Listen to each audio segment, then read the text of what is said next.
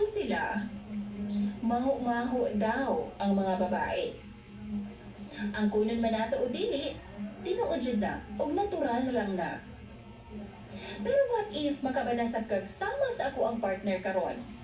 Nga kinahanglan pa hugasan ug pinabukalang dahon sa buongon aron lang mawala ang baho sa iyahang tabadidoy.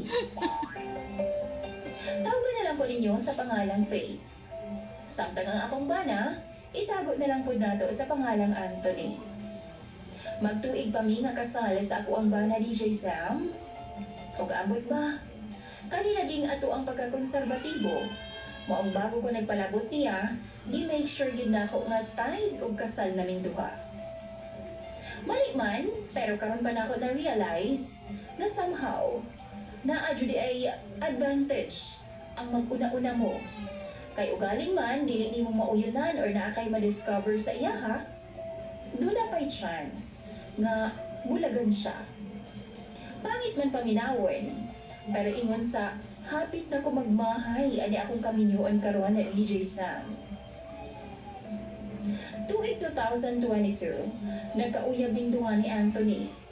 Pinaagi sa chat, kay na-meet lang man ako siya, pinaagi sab sa social media. Teacher siya, DJ Sam, maong wa jud kay duda sa iyang pagkatao. Buutan sab siya og hilig og mga bata.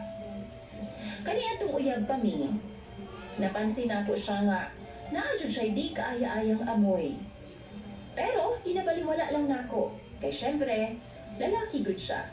Sintanan man na sila, maong di jud manikayan nga manimaho. Unlike nato mga babae nga strikto kaayo tapag abot sa hygiene. Apan wa na ko damha DJ Sam. Nga dihang pagminyo na namong duha, human sa among kasal. Na adjud na dakong mukbang nga mahitabo, di ba? Wow! DJ Sam, pagsulod namo sa hotel room, murag lang sa jud. Lahi na jud ang baho. Samot na dihang paghubo niya sa iyang shorts kay mosulod na unta siya sa CR, kay manghimasa lagi. Nangalimyon jud sa tibuok kwarto, DJ Sam.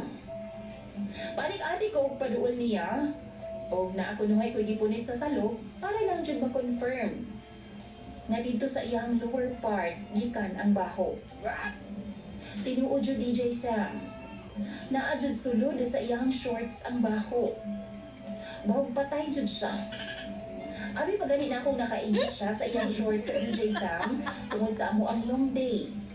Pero dili man siya bahog itats, kundi amoy lang sa jud siya. DJ Sam, basin makaingon mo nga pisot ang akong bana.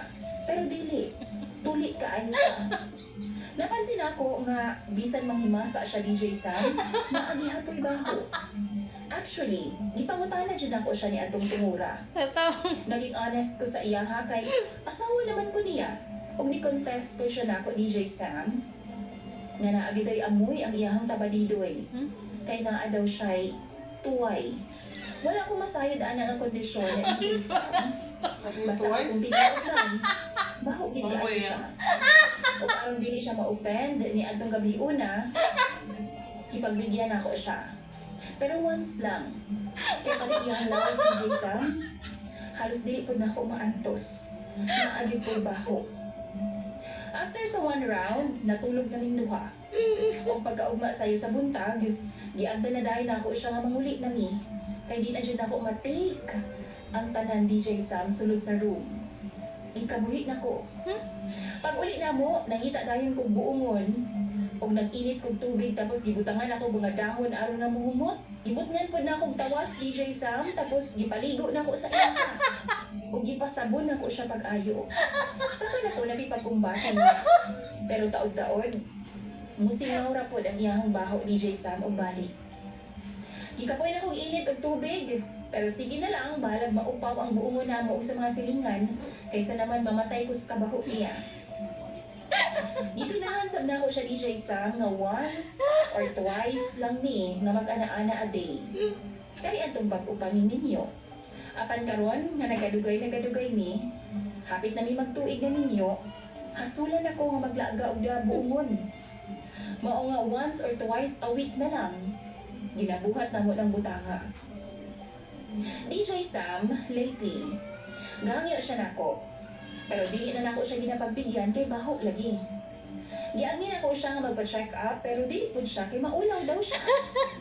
Sa akong kalagot, gihatagan na ako siya responsibilidad nga siya na maghinlo sa iyang lawas.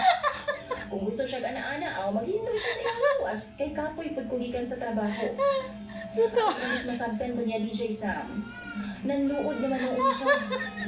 Daang yung mga sinina, may pauli siya sa iyang mga ginikanan. 3 days na siya nga wala may pauli sa among bay. O wa po siya gaparamdam nako. DJ Sam, kung kamo ba ang naasa kong posisyon, given sa akong problema niya, angay pa ba na ko siyang suyuon? Or pasagda na lang? Tambagi daw ko ninyo, pinaagi sa comment section. Ay, wala ko. Follower, Faith.